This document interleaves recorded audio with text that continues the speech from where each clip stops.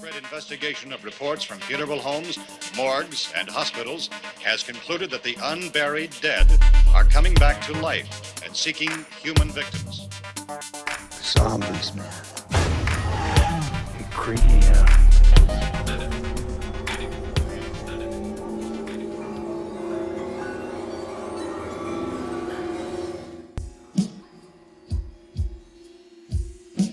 So this was Russ's idea. I'll be cutting back and forth between me and Russ. This is, we both like the show Hot Ones. And so this isn't really Hot Ones because it's not wings and it's not the same sauces. But Russ thought of this because he got Da Bomb and we tried it when we were out at lunch. And he's like, what if I just ask you a bunch of questions about Dawn of the Dead while we eat hot sauces? And I was like, well, first of all, I don't do Dawn of the Dead Thursday anymore. It's Thursday of the Dead. So it's opened up to more questions. It's like, and Claire was the one that came up with the idea of meatballs instead of wings, so we won't get our fingers wet. And so, I don't know if you can see this. All right, so Russ has got a bunch of questions. Go ahead. Well, welcome, Jason. I'm excited. Like I said, I'm excited, but I'm also nervous, and I think I'm kind of crazy because I don't do spicy food, and so anything beyond the first couple is going to be terrifying for me. But I think it's going to be fun. I'm excited to have you answer a bunch of questions. Hopefully there'll be some fun ones and some interesting ones for people to enjoy. And so, yeah, let's get started with the first one. Dip and eat first? Yes. Well, so the first one we're going to do is Tabasco, basic Tabasco sauce. That'll be number one.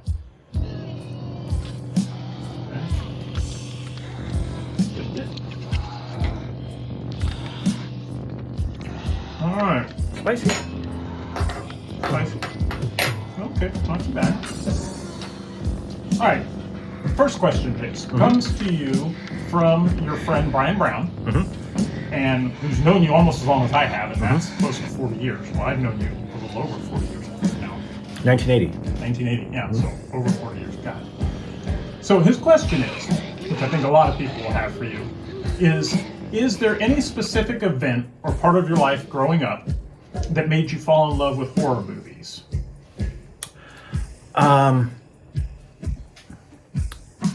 The only thing I could really pinpoint was in third grade, my teacher showed Frankenstein, brought in a 16 millimeter projector, showed Frankenstein in the class. And so the whole class, they turned the lights out and they put candy on everyone's desk. So it made a makeshift movie theater. And, I was afraid of monsters before that.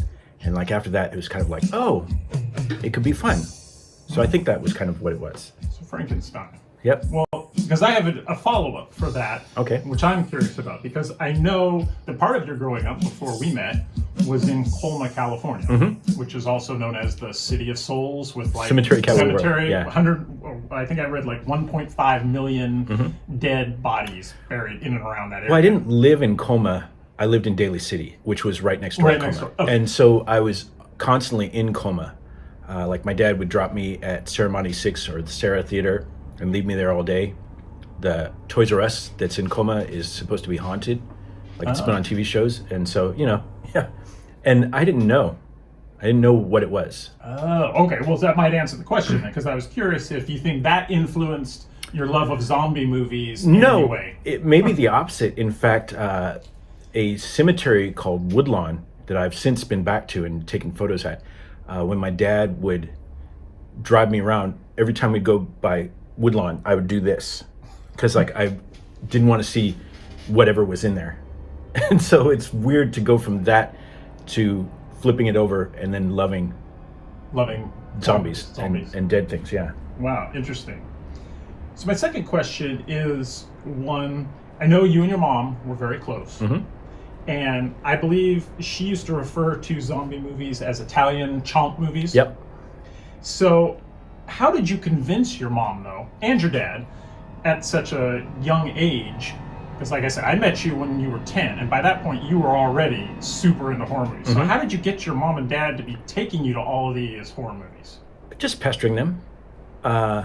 With my mom, it's just that we were walking around Tan Fran Mall, and I learned later on that Dawn of the Dead actually played there. And so we would go there every other week when I would go for my visits and just walk the mall, and I'd be pointing out, there's a zombie, there's a zombie.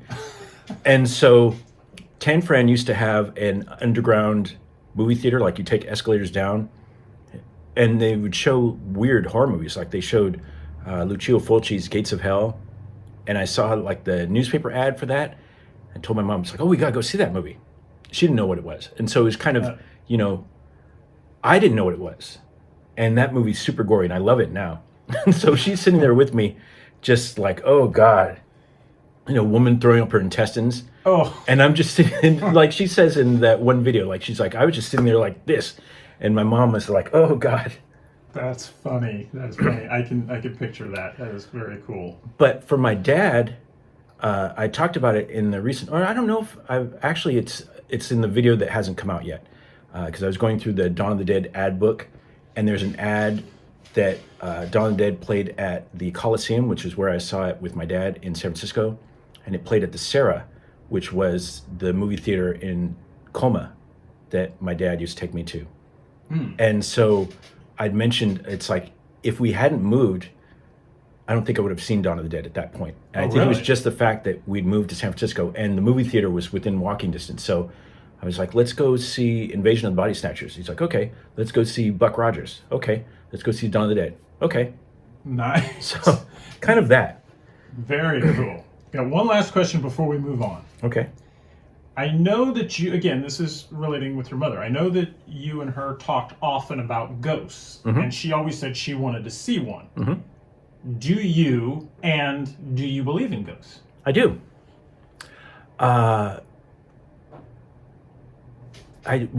It's a complicated thing. Like, I do believe in ghosts, but not what most people believe. This, like the being able to contact a ghost. I don't think you can. Like, I believe there's ghosts, but I don't think it's what people think they're. It's like energy or something. Like, I don't think we could communicate with them.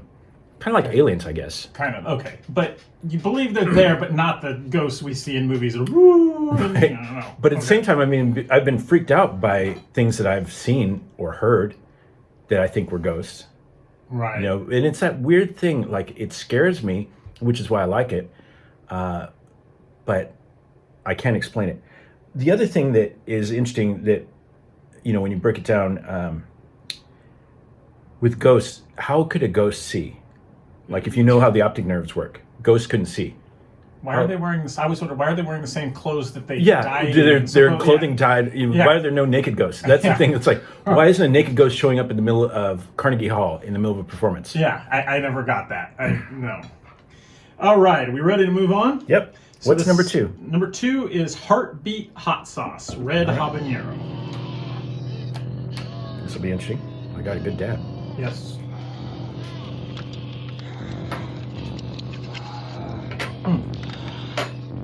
This one's Funny, has a good habanero flavor, but not the habanero fire. Yeah, not too hot. Very tasty, though. I like it. All right. So you and I are the same age.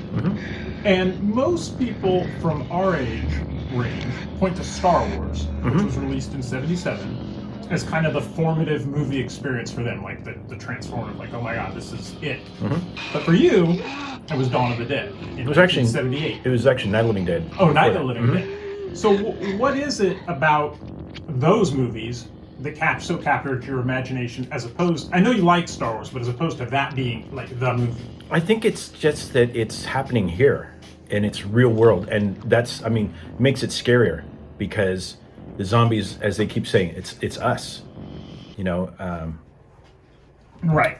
And seeing human beings' reaction to it. Star Wars, I love Star Wars.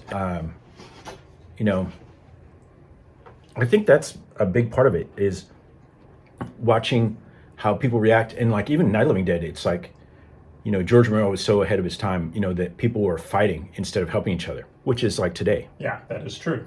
That is true. Very interesting. Okay. So, you and I have talked at various times about all the different cuts of Dawn of the Dead, the original, 1978. There's many, many cuts. But for you, which one is the best definitive version of Dawn of the Dead? The U.S. theatrical cut, the one I saw in '79 in theater. And it's not because that was the first one I saw, which happens a lot. It's because that one has the best edits to me, because Romero cut that. Dario Argento cut the Argento cut, and the music is different in his cut. The Cannes cut or the extended cut, it's just not tight the way the theatrical cut is, And it's funny because the theatrical cut to me is super tight. It's still slightly over 2 hours, and to have it that tight and slightly over 2 hours is impressive to me. Yeah, no, the first one I saw, obviously, and I still love it. So kind of as a follow-up to that, though, if I was to give you this scenario, they released every scrap of footage available on Dawn of the Dead to Jace Whitman and said, you get to make your definitive cut of Dawn of the Dead. What does that look like? It would look like the theatrical cut. It would still have a lot of the bonus footage. It's funny because I've thought about making my own cut because they're all available in 4K now. Oh. And so like the extended cut, and I've got, cuts that are, there's one called like the Mall Hours cut that it has like every piece of footage. It's like sloppy and it's crazy. And so like you just see little extra bits. And I like those extra bits, but not when it takes away from the story. So it would be like an extended version of the theatrical cut with little bits of footage. So like the dock scene where in the theatrical cut, you just see Stephen and Fran at the docks, and then Roger and Peter show up and they cut out the whole policeman, like with Joe Pilato, who ended up being in Day of the Dead. They cut that whole thing out. I think it works still. It like builds the tension, like that they know like these other law enforcement that are getting out of Dodge are recognizing there, and kind of, there's tense standoff there, like that they're going to start shooting each other. Got it, yeah. No, interesting. Okay, so it would still be largely It would be mostly the theatrical. Okay. Mostly because I like that music. Yeah, I that drink music. water. I've got like milk voice. Growing up, I always liked that. Some of the stuff he has in there, the music it's got some upbeat and some stuff that just doesn't seem like it would fit like in a horror movie. It was kind of, it's great though. So I think we're ready to move on to the next set. So all right. The next hot sauce we're going to do is sriracha. Thick. Very thick. Too much.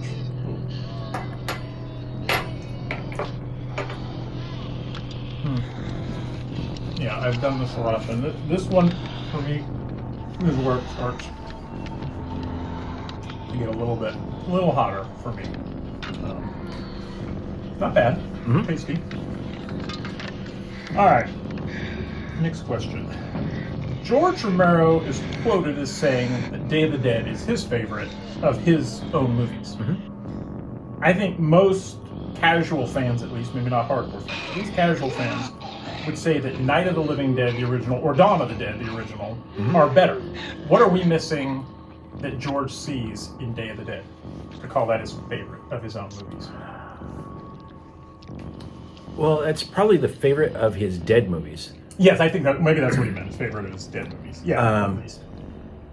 And that's a weird one because knowing like his original vision of that was totally different, like a way bigger scope movie. And so they had to keep cutting the budget down. The only thing I can think of is it's super tight. I mean, it's compact. It's like 96 minutes. Right. Really good performances and great special effects. The only other thing I could think of why it would be his favorite is that's where the allegiance turns a little bit, where Bub is more the hero than anybody else in the movie. Where that was, kind of where like, oh, the zombies aren't the villains anymore. Right. It's the only thing I could think of. Now, I know you actually quite like it. I remember when I first saw it. Oh, yeah, we first saw it together. Yeah, I didn't particularly care for it. I was expecting more of a continuation of Dawn of the Dead. So for me, it was a disappointment. But I know you really like it. So what is it you really like about it so much? Same things. I like the special effects. I like the vibe of it. Like the atmosphere is really oppressive. Like when we first saw it, it's like there's no likable characters in this movie. No. Except for Bub. Except Bub, who's cool. All right. There are many popular and well-known zombie films. Mm-hmm. But what would you say are a couple lesser or little-known zombie films that to you are excellent and you wish were more popular or that you would encourage people to go see? I like The Battery. The Battery is like a small independent film that's just following these two guys in kind of like this countryside during a zombie apocalypse. It's got really good performances and it's shot really well, like an indie film. Oh. Let me think of another one. Well, you know, when you say lesser known, I mean zombie fans like Cemetery Man. Cemetery Man is one of my favorites. Oh, I haven't heard of that one. It's an Italian one. It's crazy. It's really cool. I saw it at Sac Inn when that was still a theater. Oh. And I was like one of two people in the theater. And I remember eating one of these green hot dogs that they had. It's like, ooh.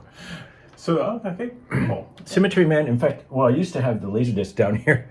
Right. It's funny, and I put a lot of the Laserdisc away. And it's funny, too, because the Laserdisc is Japanese. And it's got the actress in there topless on the cover of the Laserdisc. Oh, really? Yeah, I can't really display that. Yeah. I mean, I could. Well, you could. Maybe get away with it. It's art. Mm-hmm.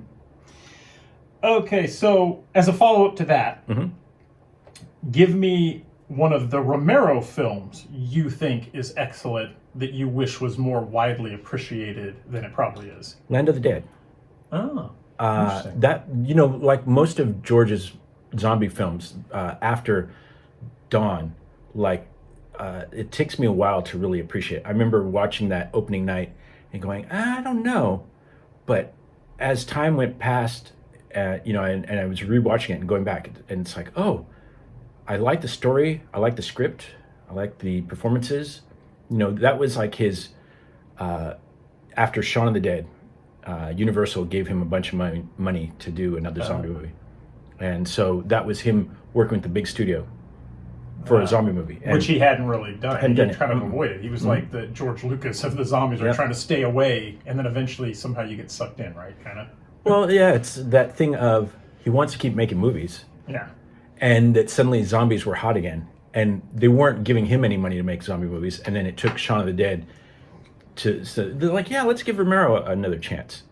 You know, and that movie, I mean, if it came out now, I think it would be treated differently. Than it was back then. It was kind of ahead of its time. It was, for sure.